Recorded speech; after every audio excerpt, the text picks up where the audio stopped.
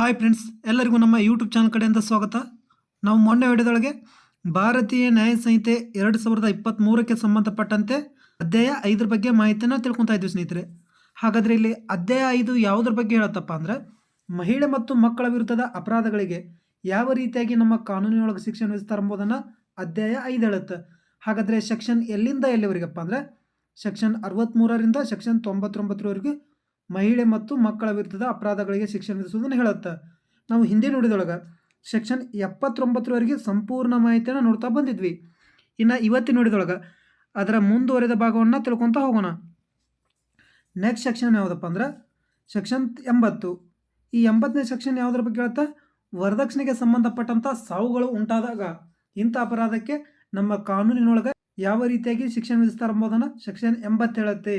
ಯಾವ ರೀತಿಯಾಗಿ ಶಿಕ್ಷೆ ವಿಧಿಸ್ತಾರಪ್ಪ ಅಂದ್ರೆ, ಯಾವುದೇ ಒಬ್ಬ ಮಹಿಳೆ ಮರಣ ಯಾವುದೇ ಸುಟ್ಟ ಗಾಯಗಳಿಂದ ಉಂಟಾಗಿರ್ಬೋದು ಅಥವಾ ದೈಹಿಕ ಗಾಯಗಳಿಂದ ಉಂಟಾಗಿರ್ಬೋದು, ಆಕೆ ಮರಣವನ್ನು ಹೊಂದೋ ಮುಂಚೆ ಆಕೆ ತನ್ನ ಪತಿಯ ಕಿರುಕುಳಕ್ಕೆ ಒಳಗಾಗಿ ಮರಣವನ್ನು ಹೊಂದಿದರೆ ಅಂಥ ಮರಣವನ್ನು ಏನಂತ ಕನ್ಸಿಡರ್ ಮಾಡಲಾಗತ್ತೆ, ವರದಕ್ಷಿಣೆಗೆ ಸಂಬಂಧಪಟ್ಟಂಥ ಸಾವು ಅಂತ ಕನ್ಸಿಡರ್ ಮಾಡಿ ಶಿಕ್ಷೆ ವಿಧಿಸಲಾಗುತ್ತೆ ನೋಡಿ ಸ್ನೇಹಿತರೆ.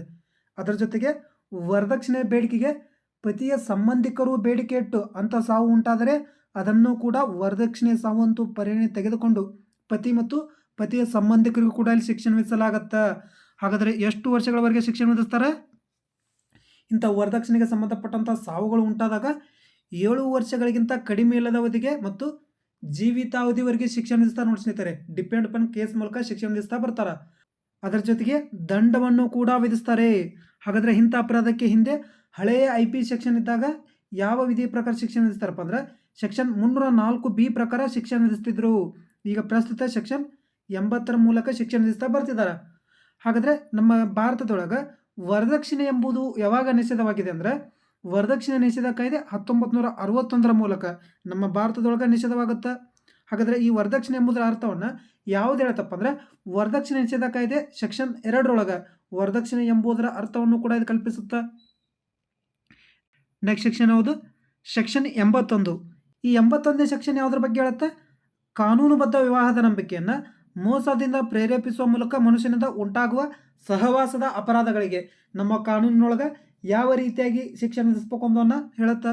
ಯಾವ ರೀತಿಯಾಗಿ ಶಿಕ್ಷೆ ವಿಧಿಸ್ತಾರಪ್ಪ ಅಂದ್ರೆ, ಕಾನೂನುಬದ್ಧವಾಗಿ ಮದುವೆಯಾಗದ ಯಾವುದೇ ಒಬ್ಬ ಮಹಿಳೆಯನ್ನು ವಂಚನೆಯಿಂದ ಅವಳು ಕಾನೂನುಬದ್ಧವಾಗಿ ಮದುವೆಯಾಗದ್ದಾಳೆ ಅಂತ ಅವಳನ್ನು ನಂಬುವಂತೆ ಮಾಡಿ ಪ್ರತಿಯೊಬ್ಬ ಪುರುಷನು ಮತ್ತು ಆ ನಂಬಿಕೆಗೆ ಅವನೊಂದಿಗೆ ಸಹಬಾಳ್ವೆ ಅಥವಾ ಲೈಂಗಿಕ ಸಂಭೋಗವನ್ನು ಹೊಂದಲು ಪ್ರೇರೇಪಿಸುವ ಅಪರಾಧಕ್ಕೆ ಎಷ್ಟು ವರ್ಷಗಳವರೆಗೆ ಶಿಕ್ಷೆ ವಿಧಿಸ್ತಾರೆ? 10 ವರ್ಷಗಳವರೆಗೆ ವಿಸ್ತರಿಸಬಹುದಾದ ವಿವರಣೆ ಶಿಕ್ಷೆ ಮತ್ತು ದಂಡವನ್ನು ಕೂಡ ವಿಧಿಸ್ತಾರೆ. ಹಾಗಾದರೆ ಹಿಂದೆ ಇಂಥ ಅಪರಾಧಕ್ಕೆ ಹಳೆಯ IP ಸೆಕ್ಷನ್ 493ರ ಮೂಲಕ ಶಿಕ್ಷೆ ವಿಧಿಸ್ತಿದ್ರು. ನೆಕ್ಸ್ಟ್ ಸೆಕ್ಷನ್ ಯಾವುದು? ಸೆಕ್ಷನ್ 83. ಈ 83ನೇ ಸೆಕ್ಷನ್ ಯಾವುದ್ರ ಬಗ್ಗೆ ಹೇಳುತ್ತಾ, ವಿವಾಹ ಸಮಾರಂಭವು ಕಾನೂನುಬದ್ಧ ವಿವಾಹವಿಲ್ಲದೆ ಮೋಸದಿಂದ ಸಾಗಿದ ಅಪರಾಧಕ್ಕೆ ಯಾವ ರೀತಿಯಾಗಿ ಶಿಕ್ಷೆ ವಿಧಿಸಬೇಕು ಎಂಬುದನ್ನು ಸೆಕ್ಷನ್ 83 ಹೇಳುತ್ತೆ. ಯಾವ ರೀತಿಯಾಗಪ್ಪ ಅಂದರೆ, ಅಪ್ರಾಮಾಣಿಕವಾಗಿ ಅಥವಾ ಮೋಸದ ಉದ್ದೇಶದಿಂದ ಅವರು ಕಾನೂನುಬದ್ಧವಾಗಿ ಮದುವೆಯಾಗಿಲ್ಲ ಅಂತ ತಿಳಿದರೆ ಇಂತಹ ಅಪರಾಧಕ್ಕೆ 7 ವರ್ಷಗಳವರೆಗೆ ವಿಸ್ತರಿಸಬಹುದಾದ ವಿವರಣೆ ಶಿಕ್ಷೆ ಮತ್ತು ದಂಡವನ್ನು ಕೂಡ ವಿಧಿಸ್ತಾರೆ. ಹಾಗಾದರೆ ಹಿಂದೆ ಇಂಥ ಅಪರಾಧಕ್ಕೆ ಹಳೆಯ IP ಸೆಕ್ಷನ್ 496ರ ಮೂಲಕ ಶಿಕ್ಷೆನ ವಿಧಿಸ್ತಿದ್ರು. ಹಾಗಾದರೆ ಇಲ್ಲಿ ಕಾನೂನುಬದ್ಧವಲ್ಲದ ವಿವಾಹ ಅಂದರೆ ಯಾವ ರೀತಿಯಪ್ಪ ಅಂದರೆ, ಒಬ್ಬ ಮದುವೆಯಾಗುವ ಹುಡುಗನಿಗೆ 21 ವರ್ಷ ತುಂಬಿರ್ಬೇಕು, ಹುಡುಗಿಗೆ 18 ವರ್ಷ ಮೇಲ್ಪಟ್ಟು ವಯಸ್ಸಾಗಿರ್ಬೇಕು, ಅಂದರೆ ಅದು ಕಾನೂನುಬದ್ಧ ಮದುವೆ ಆಗುತ್ತಾ. ಅದರೊಳಗೆ ಏನಾದರೂ ಮದುವೆ ಮಾಡಿದರೆ ಅದು ಕಾನೂನುಬದ್ಧವಲ್ಲದ ಮದುವೆ ಆಗುತ್ತಾ, ಅಂಥವ್ರಿಗೆ ಶಿಕ್ಷಣ ವಿಧಿಸಲಾಗುತ್ತಿಲ್ಲಿ. Next section 85. ಈ 85ನೇ ಸೆಕ್ಷನ್ ಯಾವುದ್ರ ಬಗ್ಗೆ ಹೇಳುತ್ತಾ, ಮಹಿಳೆಯ ಪತಿ ಅಥವಾ ಪತಿಯ ಸಂಬಂಧಿಕರು ಅವಳನ್ನು ಕ್ರೌರ್ಯಕ್ಕೆ ಒಳಪಡಿಸಿದರೆ ಯಾವ ರೀತಿಯಾಗಿ ಶಿಕ್ಷಣ ವಿಧಿಸಬೇಕು ಎಂಬುದನ್ನು ಸೆಕ್ಷನ್ 85 ಹೇಳುತ್ತೆ. ಯಾವ ರೀತಿಯಪ್ಪ ಅಂದರೆ, ಯಾರೇ ಮಹಿಳೆಯ ಪತಿ ಅಥವಾ ಪತಿಯ ಸಂಬಂಧಿಯಾಗಿದ್ದು ಅಂಥವರು ಮಹಿಳೆಯನ್ನು ಕ್ರೌರ್ಯಕ್ಕೆ ಒಳಪಡಿಸಿದರೆ ಅಂಥವರಿಗೆ 3 ವರ್ಷಗಳವರೆಗೆ ವಿಸ್ತರಿಸಬಹುದಾದ ಜೈಲು ಶಿಕ್ಷೆ ಮತ್ತು ದಂಡವನ್ನು ವಿಧಿಸ್ತಾರ. ಹಾಗಾದರೆ ಇಲ್ಲಿ ಕ್ರೌರ್ಯ ಅಂದರೆ ಯಾವ ರೀತಿಯಪ್ಪ ಅಂದರೆ, ಯಾವುದೇ ಒಬ್ಬ ಮಹಿಳೆಯನ್ನು ಆತ್ಮಹತ್ಯೆಗೆ ಪ್ರೇರೇಪಿಸುವುದಾಗಿರ್ಬೋದು, ಮಹಿಳೆಯ ಜೀವನ ಅಂಗ ಅಥವಾ ಆರೋಗ್ಯಕ್ಕೆ ಹಾನಿಯನ್ನುಂಟು ಮಾಡೋದಾಗಿರ್ಬೋದು. ಯಾವ ರೀತಿಯಪ್ಪ ಅಂದರೆ, ಮಹಿಳೆಯ ಮಾನಸಿಕ ಅಥವಾ ದೈಹಿಕ ಆರೋಗ್ಯ ಹಾನಿ ಉಂಟು ಮಾಡಿ ಅವಳಿಗೆ ಸಾವನ್ನುಂಟು ಮಾಡುವ ಅಪರಾಧಕ್ಕೆ ಕ್ರೌರ್ಯ ಅಂತ ಕರೆಸಿಕೊಳ್ಳಾಗತ್ತೆ. ಹಾಗಾದರೆ ಇಂಥ ಅಪರಾಧಕ್ಕೆ ಹಿಂದೆ ಹಳೆಯ IP ಸೆಕ್ಷನ್ 498A ಮೂಲಕ ಶಿಕ್ಷಣ ವಿಧಿಸ್ತಿದ್ರು. ನೆಕ್ಸ್ಟ್ ಸೆಕ್ಷನ್ ಯಾವುದು? ಸೆಕ್ಷನ್ 87. ಈ 87ನೇ ಸೆಕ್ಷನ್ ಯಾವುದ್ರ ಬಗ್ಗೆ ಹೇಳುತ್ತಾ, ಅಪಹರಣ ಅಥವಾ ಮಹಿಳೆಯನ್ನು ಆಕೆ ಇಚ್ಛೆ ವಿರುದ್ಧವಾಗಿ ಮದುವೆಯಾಗುವಂಥ ಒತ್ತಾಯಿಸುವ ಅಪರಾಧಗಳಿಗೆ ಯಾವ ರೀತಿಯಾಗಿ ಶಿಕ್ಷೆ ವಿಧಿಸ್ತಾರೆ ಎಂಬುದನ್ನು ಹೇಳುತ್ತೆ. ಯಾವ ರೀತಿಯಾಗಿ ಶಿಕ್ಷೆ ವಿಧಿಸ್ತಾರಪ್ಪ ಅಂದ್ರೆ, ಯಾವುದೇ ಒಬ್ಬ ಮಹಿಳೆಯನ್ನ ಆಕೆಯ ಇಚ್ಛೆ ವಿರುದ್ಧವಾಗಿ ಮದುವೆಯಾಗಂತ ಪ್ರೇರೇಪಿಸುವ ಅಪರಾಧಕ್ಕೆ 10 ವರ್ಷಗಳವರೆಗೆ ವಿಸ್ತರಿಸಬಹುದಾದ ವಿವರಣೆ ಶಿಕ್ಷೆ ಮತ್ತು ದಂಡವನ್ನು ಕೂಡ ವಿಧಿಸ್ತಾರೆ ನೋಡಿ ಸ್ನೇಹಿತರೆ. ಯಾವುದೇ ಒಬ್ಬ ಮಹಿಳೆಗೆ ಆಕೆಯ ನಂಬಿಕೆ ಇಲ್ಲದೆ ಅಥವಾ ಒತ್ತಾಯಪೂರ್ವಕವಾಗಿ ಮದುವೆಯಾಗಂತ ಆಕೆಯ ಸಂಬಂಧಿಕರು ಅಥವಾ ತಂದೆ ತಾಯಿ ಯಾರೇ ಆಗಿರಲಿ ಒತ್ತಾಯ ಮಾಡಂಗಿಲ್ಲ ಅಂಥವರಿಗೆ ಈ ರೀತಿಯಾಗಿ ಶಿಕ್ಷೆ ವಿಧಿಸ್ತಾರೆ. ಇಂಥ ಅಪರಾಧಕ್ಕೆ ಹಿಂದೆ ಹಳೆಯ IP ಸೆಕ್ಷನ್ 366 ಮೂಲಕ ಶಿಕ್ಷಣ ವಿಧಿಸ್ತಿದ್ರು.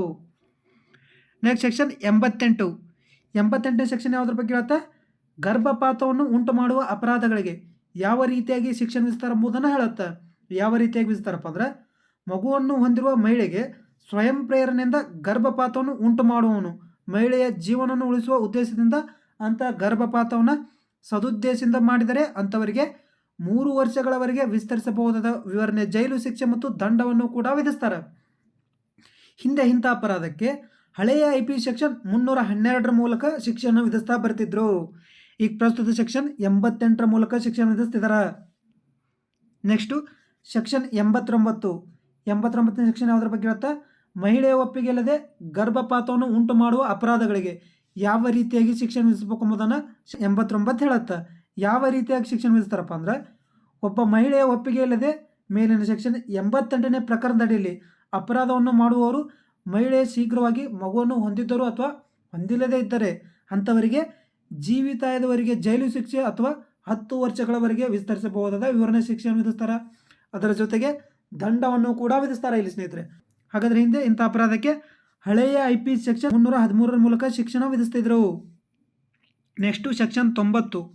ಈ 90ನೇ ಸೆಕ್ಷನ್ ಯಾವುದ್ರ ಬಗ್ಗೆ ಹೇಳುತ್ತಾ, ಗರ್ಭಪಾತವನ್ನು ಉಂಟು ಮಾಡುವ ಉದ್ದೇಶದಿಂದ ಮಾಡಿದ ಕ್ರಿಯೆಯಿಂದ ಉಂಟಾಗುವ ಸಾವುಗಳ ಅಪರಾಧಕ್ಕೆ ಯಾವ ರೀತಿಯಾಗಿ ಶಿಕ್ಷಣ ವಿಧಿಸಬೇಕು ಎಂಬುದನ್ನು ಸೆಕ್ಷನ್ 90 ಹೇಳುತ್ತೆ.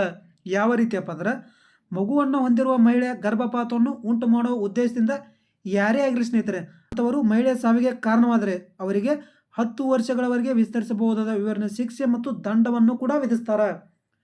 ಹಾಗಾದರೆ ಇಲ್ಲಿ ಯಾವುದೇ ಕೃತ್ಯವನ್ನು ಮಹಿಳೆಯ ಒಪ್ಪಿಗೆಯಿಲ್ಲದೆ ಮಾಡಿದರೆ ಅಂಥವರಿಗೆ ಜೀವಿತಾವಧಿವರೆಗೆ ಜೈಲು ಶಿಕ್ಷೆಯನ್ನು ವಿಧಿಸ್ತಾರೆ ನೋಡಿ ಸ್ನೇಹಿತರೆ. ಅದರ ಜೊತೆಗೆ ದಂಡವನ್ನು ಕೂಡ ವಿಧಿಸ್ತಾರೆ. ಹಾಗಾದರೆ ಹಿಂದೆ ಇಂಥ ಅಪರಾಧಕ್ಕೆ ಹಳೆಯ IP ಸೆಕ್ಷನ್ 314 ಮೂಲಕ ಶಿಕ್ಷಣ ವಿಧಿಸ್ತಿದ್ರು. Next section 91. ಈ 91ನೇ ಸೆಕ್ಷನ್ ಯಾವುದ್ರ ಬಗ್ಗೆ ಹೇಳ್ತಾ, ಮಗು ಜೀವಂತವಾಗಿ ಹುಟ್ಟುವುದನ್ನು ತಡೆಯುವ ಅಥವಾ ಹುಟ್ಟಿದ ನಂತರ ಸಾಯುವಂತ ಮಾಡುವ ಅಪರಾಧಗಳಿಗೆ ಯಾವ ರೀತಿಯಾಗಿ ಶಿಕ್ಷಣ ವಿಧಿಸಬೇಕು ಎಂಬುದನ್ನು ಸೆಕ್ಷನ್ 91 ಹೇಳುತ್ತೆ. ಯಾವ ರೀತಿಯಪ್ಪ ಅಂದರೆ, ಯಾವುದೇ ಮಗುವಿನ ಜನನದ ಮೊದಲು ಹಾಗೂ ಜೀವಂತವಾಗಿ ಹುಟ್ಟುವುದನ್ನು ತಡೆಯುವುದು ಅಥವಾ ಹುಟ್ಟಿದ ನಂತರ ಸಾಯುವಂತ ಮಾಡುವ ಅಪರಾಧಗಳಿಗೆ ಯಾರೇ ಆಗಿರಲಿ ಸ್ನೇಹಿತರೆ ಅಂಥವರಿಗೆ 10 ವರ್ಷಗಳವರೆಗೆ ವಿಸ್ತರಿಸಬಹುದಾದ ವಿವರಣೆ ಜೈಲು ಶಿಕ್ಷೆ ಅಥವಾ ದಂಡವನ್ನು ಕೂಡ ವಿಧಿಸ್ತಾರೆ. ಹಿಂದೆ ಇಂಥ ಅಪರಾಧಕ್ಕೆ ಹಳೆಯ IP ಸೆಕ್ಷನ್ 315 ಮೂಲಕ ಶಿಕ್ಷಣ ವಿಧಿಸ್ತಿದ್ರು. ನೆಕ್ಸ್ಟ್ ಸೆಕ್ಷನ್ ಯಾವುದು, ಸೆಕ್ಷನ್ 95. ಈ 95ನೇ ಸೆಕ್ಷನ್ ಯಾವುದ್ರ ಬಗ್ಗೆ ಹೇಳುತ್ತಾ, ಅಪರಾಧವನ್ನು ಮಾಡಲು ಮಗುವನ್ನು ನೇಮಿಸಿಕೊಳ್ಳುವುದು ಅಥವಾ ತೊಡಗಿಸಿಕೊಳ್ಳುವ ಅಪರಾಧಕ್ಕೆ ಯಾವ ರೀತಿಯಾಗಿ ಶಿಕ್ಷಣ ವಿಧಿಸ್ತಾರೆ ಎಂಬುದನ್ನು ಸೆಕ್ಷನ್ 95 ಹೇಳುತ್ತೆ. ಯಾವ ರೀತಿಯಪ್ಪ ಅಂದರೆ, ಯಾವುದೇ ಅಪಾಯಕಾರಿ ಅಪರಾಧವನ್ನು ಮಾಡಲು ಯಾವುದೇ ಮಗುವನ್ನು ನೇಮಿಸಿಕೊಳ್ಳುವುದು ಅಥವಾ ತೊಡಗಿಸಿಕೊಳ್ಳುವ ಅಪರಾಧಕ್ಕೆ ಯಾರೇ ಆಗಿರಲಿ ಸ್ನೇಹಿತರೆ ಅಂಥವ್ರಿಗೆ 3 ವರ್ಷಗಳಿಗಿಂತ ಕಡಿಮೆ ಇಲ್ಲದ ಆದರೆ 10 ವರ್ಷಗಳವರೆಗೆ ವಿಸ್ತರಿಸಬಹುದ ವಿವರಣೆ ಜೈಲು ಶಿಕ್ಷೆ ಮತ್ತು ದಂಡವನ್ನು ಕೂಡ ವಿಧಿಸ್ತಾರೆ. Next section 98.